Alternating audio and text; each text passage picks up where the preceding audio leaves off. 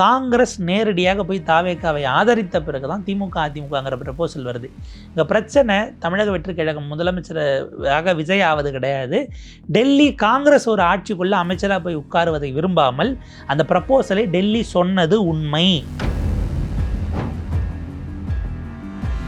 Vijay sir எப்போ TVK versus DMK அப்படின்னாரோ அடுத்து அப்படி தான் அரசியலுங்கிறதுக்கு அதை உறுதிப்படுத்தக்கூடிய இடத்துக்கு இன்றைக்கி அதிமுகவினுடைய இந்த நிலை வந்திருக்கான்னு ஒரு கேள்வியும் எழுது. சிவி சண்முகம் தரப்பு எம்எல்ஏ பதவி இழக்கிறாங்கன்னா அவங்களுக்கு அதற்கு பிறகு 2 ஆப்ஷன் இருக்கும். ஒன்று நாங்கள் தான் உண்மையான அதிமுகன்னு சண்டை செய்யணும், இல்லை விசிலே நின்று எம்எல்ஏவாகி அமைச்சராக தொடர்வது. ஒருவேளை இந்த உடைந்த அதிமுக இந்த தரப்பு அமைச்சர் ஆயிட்டாங்கன்னா அவங்க மீது சபாநாயகர் மிக நிச்சயமாக நடவடிக்கை எடுக்க போவதில்லை. இவங்களே ராஜினாமா பண்ணிடுவாங்க நான் ப்ரெடிக்ட் பண்ணுறேன். விசில்ல நின்று எம்எல்ஏவாக வந்துடுவாங்க. என்னன்னா நீங்கள் ராஜினாமா பண்ணாலும் அமைச்சராக தொடரலாம், டிஸ்குவாலிஃபை பண்ணால் அமைச்சராக தொடர்றதுல சிக்கல் இருக்கும். இதை எதிர்த்து வந்திருக்கிறவர்களுக்கு எது உண்மையான நோக்கம்? ஒன்று கட்சியை மீட்டு இப்போ சசிகலாமாவை கூப்பிடணும், டிடி விஜயநகரனை கூப்பிடணும், அதிமுக ஒருங்கிணைக்கணும், அந்த நிலைக்கெல்லாம் இவங்க போகிறாங்களா, இல்லை அமைச்சர் பதவி கிடைச்சா இதை அப்படியே ட்ராப் பண்ணுறாங்களாங்கிறத பொறுத்து யாருக்கு உண்மையிலேயே அதிமுக தொண்டர்களின் மீது அக்கறை இருக்கிறது அப்படிங்கிறதும் வர்றதுக்கான வாய்ப்பு இருக்குது. ஏதோ ஒரு வகையில் அதிமுகவினுடைய தலைவராக விஜய் வரக்கூடியதை போல் அவர் புதிய ஒரு அதிமுகவே உருவாக்கி நியோ ஏடிஎம்கேவாக இங்கே இருக்கக்கூடிய தலைவர்கள், 2ஆம் கட்ட தலைவர்கள், மாவட்ட ஒன்றிய கிளை பகுதி இந்த அமைப்பாளர்கள் தொண்டர்கள்னு எல்லாரையும் விஜய் கொஞ்சம் கொஞ்சமாக எடுத்து சாப்பிட்டுட்டு இருக்கிறார். அவரை விழுங்குவதற்கான வாய்ப்பை எஸ்பி வேலுமணியன் டீம் ஏற்படுத்தி கொடுத்துருக்கு.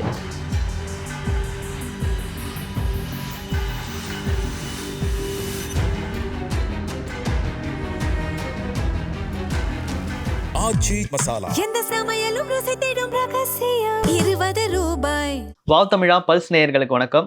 நம்ம கூட இப்போ பத்திரிகையாளர் புன்னைவளவன் அவர்கள் இருக்காரு, அவர்கிட்ட பேசலாம். வணக்கம் சார். வணக்கம். விஜய் அவர்கள் முன்னிலையில் எடுத்த நம்பிக்கை வாக்கெடுப்பு, அதில் பார்த்தீங்கன்னா எஸ்பி வேலுமணி அவர்கள், சிவி சண்முகம் அவர்கள் இவங்கெல்லாம் பார்த்தீங்கன்னா விஜய் சாருக்கு ஆதரவாக பேசியிருந்தாங்க. இதுவே எடப்பாடி பழனிசாமி ஆதரவு இல்லை எதிர்ப்பு அப்படின்னு சொல்லியிருந்தாரு. ஸோ மீண்டும் அதிமுக உடைகிறதா? கன்ஃபார்ம் பண்ணிடலாமா? அதிமுக மீண்டும் உடைந்து விட்டது அப்படிங்கிறதுக்கு இன்னைக்கு சட்டமன்றத்தில் நடந்ததும் சட்டமன்றத்துக்கு வெளியில் நடந்து இப்போ வரைக்கும் போயிட்டு இருக்க ப்ரெஸ் மீட்ஸ் தான் உதாரணம். அதிகாரம் இல்லாமல் போனால் அதிமுகவில் என்ன நடக்குமோ அது இப்போ நடந்துட்டு இருக்கு. ஆனால் இது வரைக்கும் அதிமுக சந்திக்காத ஒரு சிக்கல். ஏன்னா 10 ஆண்டுகள் ஆட்சி அதிகாரத்தில் இல்லாமல் அவர்கள் இருந்ததில்லை. யாரை பொறுப்பாக்க போகிறாங்கங்கிறத தாண்டி அதிகாரத்தை நோக்கி போவதற்கு போட்டியிடுகிற முண்டி அடிக்கக்கூடிய ஒரு செக்ஷனுடைய வேலையாக தான் நம்ம இதை பார்க்க வேண்டியிருக்கு. ஒரு செங்குத்து பிளவு கட்சி இன்றைக்கு 22 எம்எல்ஏக்கள் இந்த பக்கமும் 25 எம்எல்ஏக்கள் இந்த பக்கமுமா இருக்கிறாங்க. எடப்பாடி பழனிசாமி கடுமையான குற்றச்சாட்டுகளை வைக்கிறாரு. நீங்கள் 6 அமைச்சர் பதவி, 10 வாரிய தலைவர் பதவி இதெல்லாம் கேட்டிருக்கீங்க அப்படிங்கிற லெவலுக்கு வைக்கிறாரு. அதிமுக ஒரு சோதனையான காலகட்டத்தை நோக்கி தான் இருக்கிறது. ஒரு பொன் விழாவை கடந்திருக்கக்கூடிய கட்சி, 30 ஆண்டுகள் ஆண்ட ஒரு கட்சிக்கு இப்படி ஒரு சோதனைங்கிறது உள்ளபடியே அந்த தொண்டர்களுக்கு வருத்தமானது. தமிழ்நாட்டுக்கு இது என்னவா போக போகிறது? ஏன்னா இதுக்கப்புறம் விஜய் சார் எப்போ டிவிகே வர்சஸ் டிஎம்கே அப்படின்னாரோ அடுத்து அப்படி தான் அரசியலுங்கிறதுக்கு அதை உறுதிப்படுத்தக்கூடிய இடத்துக்கு இன்றைக்கி அதிமுகவினுடைய இந்த நிலை வந்திருக்கான்னு ஒரு கேள்வியும் எழுது. இன்னைக்கு பார்த்தீங்கன்னா 25 ஏடிஎம்கே எம்எல்ஏக்கள் விஜய்க்கு ஆதரவாக வாக்களிச்சிருக்காங்க. ஸோ 2/3 சட்டப்படி, அதாவது 3ல் 2 பங்கு எம்எல்ஏக்கள் வேற ஒரு கட்சிக்கு ஆதரவாக இருந்தாங்க அப்படின்னா அதில் அவங்க கட்சி தாவல் சட்டத்துக்குள்ளே வரமாட்டாங்க அப்படின்ற மாதிரி ஒரு ரூல் இருக்குல்ல. இந்த விஷயம் அடுத்து என்னவா மாறும்? ரொம்ப முக்கியமான ஒரு டெவலப்மெண்ட் என்ன அப்படின்னா, நீங்கள் குறிப்பிட்டதை போல் கட்சி தாவல் தடை சட்டம் ஆன்டி டிஃபெக்ஷன் லா வரும். எப்போனா 2/3 உடையணும். இந்த 2/3 என்பது 47ல் 32 பேர் அப்போ தாவி இருக்கணும். ஆனால் அங்கே ஏற்கனவே 7 பேர் குறைவாக இருக்கிறாங்க. ஆரம்பத்தில் ஒரு பாயிண்டில் 32 இருந்தது, பிறகு அவங்க இந்த பக்கம் வந்துட்டாங்கிறதா அது உடஞ்சிட்டதுனால இல்லை. சபாநாயகர் கையில் தான் அது முதல்ல இன்னைக்கு எடப்பாடி பழனிசாமி அவர்கள் நாங்கள் கொடுக்க போகிறோம். அவர் கான்ஷியஸாக எதிர்த்து வாக்களிக்கணும்னு விப்பு இஷ்யூ பண்ணதுக்கான ரீசனே அதுதான். அக்ரி கிருஷ்ணமூர்த்தி அவர்கள் தான் அவங்க தரப்புக்கு விப்பு போன உடனே என்ன சொன்னார், இப்போ இவங்க அத்தனை பேருடைய பதவியையும் பறிக்க வேண்டும்னு எடப்பாடி பழனிசாமி கோரிக்கை வைக்க போகிறார். சபாநாயகர் திரு ஜேசிடி பிரபாகர் அவர்கள் என்ன முடிவெடுக்க போகிறாருங்கிறதுல தான் அடுத்த கட்ட சூட்சமமான விஷயம் இருக்குது. இப்போ ரொம்ப சிம்பிளானது, ஒருவேளை இந்த உடைந்த அதிமுக இந்த தரப்பு அமைச்சர் ஆயிட்டாங்கன்னா அவங்க மீது சபாநாயகர் மிக நிச்சயமாக நடவடிக்கை எடுக்க போவதில்லை. நடவடிக்கை எடுக்காமல் தாமதப்படுத்துறாரு அவங்க அமைச்சராக வராங்கன்னா எடப்பாடி பழனிசாமி நேரடியாக நீதிமன்றத்தை நாடுவார். நீதிமன்றம் சபாநாயகருக்கு இத்தனை நாளைக்குள்ள பாருங்க, முடிவெடுங்க என்று ஒரு டைம் லைனை கொடுப்பாங்க. டைம் லைனுக்கு பிறகு சபாநாயகர் அதை ஏற்றுக்கிட்டாலும் ஏற்றுக்கலைனாலும் அடுத்த டீம் கோர்ட்டுக்கு போகுது.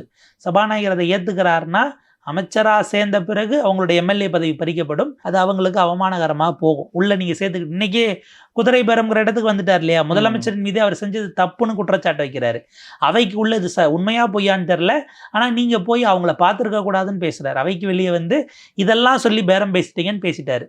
எப்படி பார்த்தாலும் இதில் ஏதோ ஒரு புள்ளியில் உள்ளே சேர்த்துட்டாங்கன்னா அது யாருக்கு எம்பரஸ்மெண்ட்டாக ஒரு அவமானகரமான விஷயமா போனால் முதலமைச்சருக்கே அவமானகரமான விஷயமா போவதற்கு வாய்ப்பு இருக்குது. இன்னொரு சைட் நம்ம பார்த்தோம்னா சிவி சண்முகம் தரப்பு எம்எல்ஏ பதவி இழக்கிறாங்கன்னா அவங்களுக்கு அதற்கு பிறகு 2 ஆப்ஷன் இருக்கும். ஒன்று, நாங்கள் தான் உண்மையான அதிமுகன்னு சண்டை செய்யணும், இல்லை விசிலே நின்று எம்எல்ஏவாகி அமைச்சராக தொடர்வது. இதை நோக்கி தான் நகருதுன்னு நான் பார்க்குறேன். இன்றைய தேதிக்கு சட்டப்படி எடப்பாடி பழனிசாமி அவர்களுடைய கையில் தான் கட்சியினுடைய கட்டுப்பாடு இருக்கிறது. தலைமை அலுவலகமாக இருந்தாலும் சரி, மற்ற கட்சி தேர்தல் ஆணையத்தில் இருக்கக்கூடிய டாக்குமெண்ட்ஸ் அஃபிடவிட்ஸ் படியும் இபிஎஸ் கையில் தான் கட்சி இருக்குது. ஆனால் இதை எதிர்த்து வந்திருக்கிறவர்களுக்கு எது உண்மையான நோக்கம்? ஒன்று, கட்சியை மீட்டு இப்போ சசிகலாமாவை கூப்பிடணும், டிடி விஜயநகரனை கூப்பிடணும், விட்டால் அதிமுகவில் இருந்து திமுகவுக்கு போன ஓபிஎஸ்ஸை கூட கூப்பிடணும்பாங்க போல இருக்குது. அப்படியே கொஞ்சம் முன்னாடி போய் ஓபிஎஸ், மனோஜ் பாண்டியன், வைத்திலிங்கம், சேகர் பாபு, ஏவாவேல் வரைக்கும் கூப்பிட்டுட்டு வர்றதுனாலும் கூப்பிட்டுட்டு வந்துக்கலான்ற லெவலுக்கு பழையபடி ஒரு கேகேஎஸ்எஸ்ஆருக்கெல்லாம் போனாங்கன்னா நம்ம ஒன்றும் சொல்கிறதுக்கு இல்லை. அதிமுக ஒருங்கிணைக்கணும் அந்த நிலைக்கெல்லாம் இவங்க போகிறாங்களா, இல்லை அமைச்சர் பதவி கிடைச்சா இதை அப்படியே ட்ராப் பண்ணுறாங்களாங்கிறத பொறுத்து யாருக்கு உண்மையிலேயே அதிமுக தொண்டர்களின் மீது அக்கறை இருக்கிறது அப்படிங்கிறதும் வர்றதுக்கான வாய்ப்பு இருக்குது.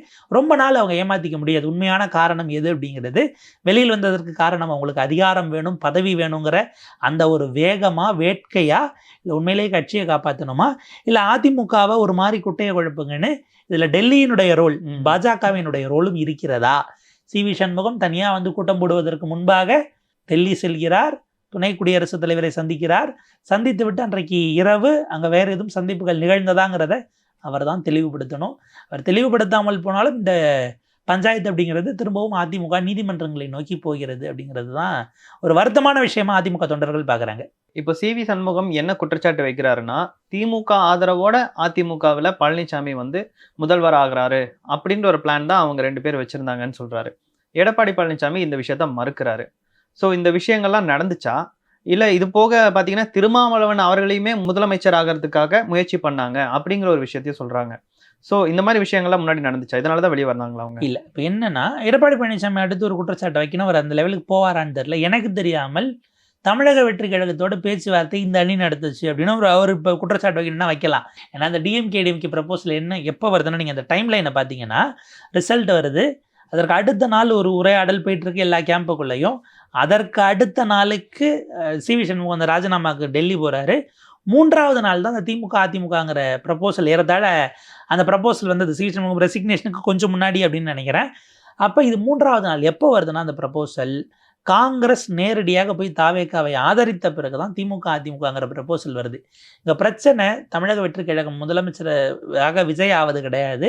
டெல்லி காங்கிரஸ் ஒரு ஆட்சிக்குள்ளே அமைச்சராக போய் உட்காருவதை விரும்பாமல் அந்த ப்ரப்போசலை டெல்லி சொன்னது உண்மை. ஸ்டாலினும் அதுக்கு முயற்சி பண்ணலை, எடப்பாடி பழனிசாமி அதுக்கு முயற்சி பண்ணலை.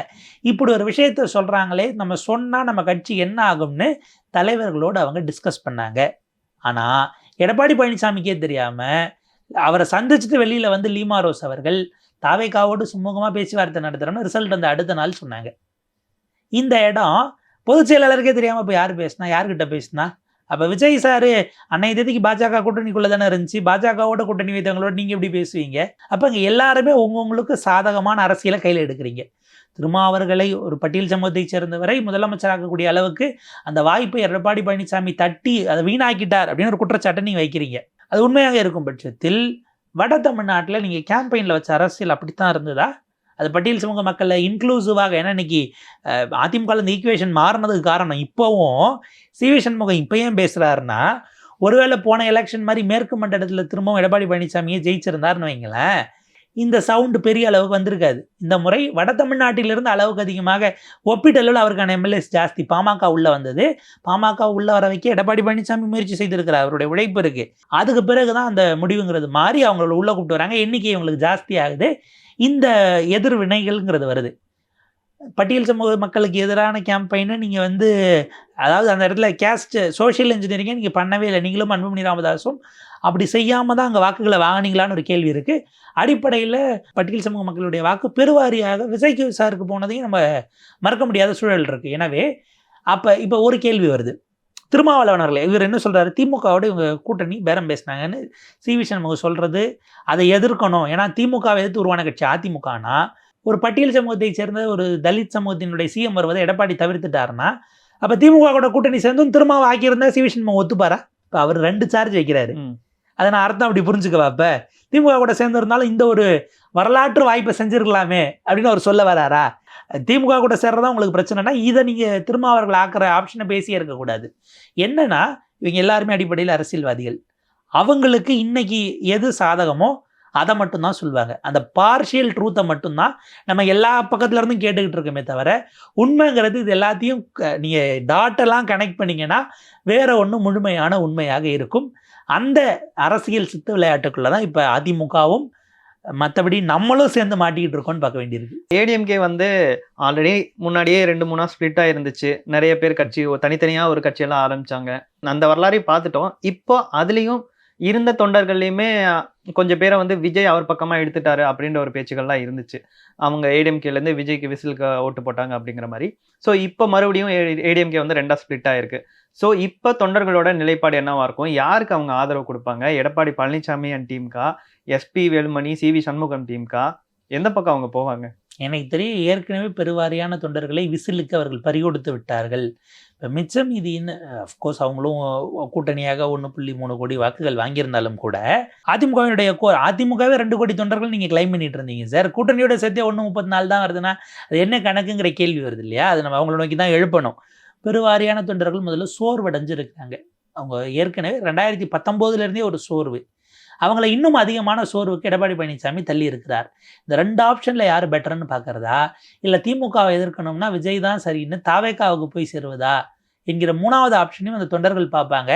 இன்றைய தேதிக்கு அவங்க போவதற்கு சரியான வாய்ப்பாக தாவேக்கா தெரியுமோன்னு நமக்கு தோணுது. ஏன்னா உள்ளாட்சி தேர்தல் வரப்போகுது. எப்படியும் எதர் நகர்ப்புற உள்ளாட்சியோட சேர்த்துனா அடுத்த பிப்ரவரியில் வந்துடும். உள்ளாட்சி ஊரக உள்ளாட்சி இவங்க நடத்தலை, திமுக அரசு நடத்தலை, அதிகாரிகளை அப்பாயின்ட் பண்ணி பார்த்துக்கிட்டு இருக்கிறாங்க. இதை ஒருவேளை இவர் விஜய் சார் உடனே கலைக்க போகிறாரான்னு நமக்கு தெரியல. கலைச்சிட்டு இல்லை கிட்ட கொண்டு போய் நகராட்சியோட சேர்த்து நடத்த போகிறாரா? என்ன மேயர் எலெக்ஷன்லாம் அடுத்து பிப்ரவரியில் வச்சானோ. ஸோ இந்த இதோட சேர்த்து நடத்த போகிறாரான்னு. இப்போ திமுக அதிமுக கிரவுண்டில் இருக்கிறவங்களுக்கு ஜெயிக்கணும். தாவேக்காக போனால் செலவு பண்ணாமல் ஜெயிக்கலாம். இங்கே ஒரு கவுன்சிலராக இருந்தாலும் அதுக்கான செலவு இருக்குது. அப்போ அந்த வாய்ப்பு இருக்கும்போது விஜய் சார் மூஞ்ச வச்சே விழும்னா நம்ம இங்கேருந்து என்ன பண்ணேன்னு இவங்க போவதற்கு அதிக வாய்ப்பு இருக்கக்கூடிய இடமாக யார் மாறி இருக்கானா அவங்க மாறி இருக்கிறாங்க. தாவேக்கா தான் இன்றைக்கி அவங்களுக்கான ஒரு ஆப்ஷனாக இருக்கிறது. ஏதோ ஒரு வகையில் அதிமுகவினுடைய தலைவராக விஜய் வரக்கூடியதை போல் அவர் புதிய ஒரு அதிமுகவே உருவாக்கி நியோ ஏடிஎம்கேவாக இங்கே இருக்கக்கூடிய தலைவர்கள், 2ஆம் கட்ட தலைவர்கள், மாவட்ட ஒன்றிய கிளை பகுதி இந்த அமைப்பாளர்கள், தொண்டர்கள்னு எல்லாரையும் விஜய் கொஞ்சம் கொஞ்சமாக எடுத்து சாப்பிட்டுட்டு இருக்கிறார். அவரை விழுங்குவதற்கான வாய்ப்பை எஸ்பி வேலுமணி டீம் ஏற்படுத்தி கொடுத்துருக்கு அப்படின்னு நான் அதை ரீட் பண்ணுறேன். அதிமுகவினுடைய அவங்களே அவங்களுக்கான தொண்டர்களை வேறு பக்கம் அனுப்பிவிடுகிற வேலையை ரொம்ப தீவிரமாக இப்போது செய்து கொண்டிருக்கிறார்கள். ஏடிஎம்கே வந்து ஸ்பிளிட் ஆகி ஒன் சைடு அப்படியே விஜய் சைடு வந்தனால இப்போ முதலமைச்சர் விஜய் வந்து ஆட்சி அமைச்சு கொஞ்ச நாள்லயே ஒரு கட்சியை உடைச்சு அதில் இருக்க எம்எல்ஏக்களெல்லாம் அவர் சைடு வர வைக்கிறதுன்றது ஒரு எந்த மாதிரியான இம்பாக்டை ஏற்படுத்தும்? இந்த விஷயத்தை அவர் வந்து தவிர்த்திருக்கலாமா? ஏன்னா ஏற்கனவே டிஎம்கே கூட்டணியோட அவர் பெரும்பான்மை பெற்று தான் இப்போ ஆட்சி அமைச்சிருக்காரு. ஸோ இப்போ இந்த கூட்டணியை அவர் தவிர்த்திருக்கலாமா? சான்ஸ் இருக்கா? இந்த இடத்துல அவர் ஸ்டேட்ஸ்மேனாக நடந்துக்கணுமா இல்லை பாலிட்டிஷியனாக நடந்துக்கணுமாங்கிற ஒரு டைலமா வருது. ஒரு முதிர்ந்த அரசியல்வாதியாக அவர் நடந்து கொள்ளணும்னா அவருக்கு இன்றைக்கி தான் ஃபஸ்ட் டைமு முதல் முறையாக அவர் எம்எல்ஏவாக ஜெயிக்கும் பொழுது சீஃப் மினிஸ்டராக உட்காந்துருக்காரு. இன்றைக்கி சட்டமன்றத்தில் அவர் பேசியதே பார்த்தா ரொம்ப ஃபார்மலான உரையாக தான் இருந்தது. ப்ரிப்பேர்ட் என்னவோ அதை மட்டும்தான் டெலிவர் பண்ணணும்னு ஒரு கான்ஷியஸாக இருந்தார். ஏன்னா அது முதல் முறை சட்டமன்றம், முதல் முறை முதலமைச்சர், முதல் முறை நம்பிக்கைக்கு வரும் தீர்மானம், இப்படி பல ஃபஸ்ட்டுங்கிறதுனால அவருடைய அந்த நர்வஸ்னஸ் நம்மளால் புரிஞ்சிக்க முடிஞ்சது. ஆனால் நீங்கள் 121ங்கிறது உங்களுக்கு சேஃப் ஜோன் கிடையாது. எப்போ வேண்டுமானாலும் இப்போ நீட் எக்ஸாம் கேன்சல் ஆயிடுச்சு. நம்ம பேசிட்டு இருக்கிற அந்த நிமிடம் வரைக்கும் ஏறத்தாழ 36 மணி நேரம் ஆச்சு. இப்போ வரைக்கும் அவர் அதை கண்டிக்கலை.